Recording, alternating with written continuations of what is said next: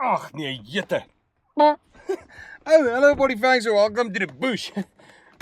Guys, have you ever caught yourself in a bloody situation where you're in the middle of the bloody bushes over there, and all of a sudden you've discovered that your battery are bad?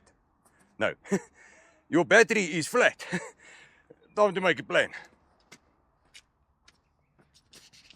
So, you open up the bonnet over there, and you look at your battery, and you discover this.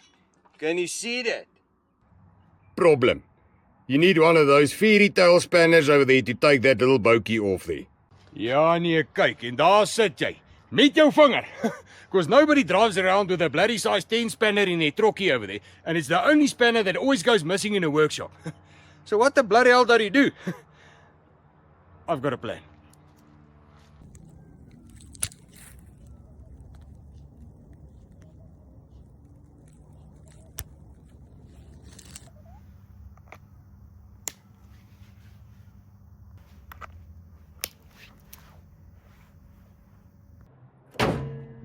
Daar vat hy. Problem solved. All you need is a Invicon battery clamp. Proudly South African. It works on your trokkie, your puller, your tracker, or even on your inverter's battery. Stop suckling, okay? Get yourself an Invicon battery clamp. Okay, thanks.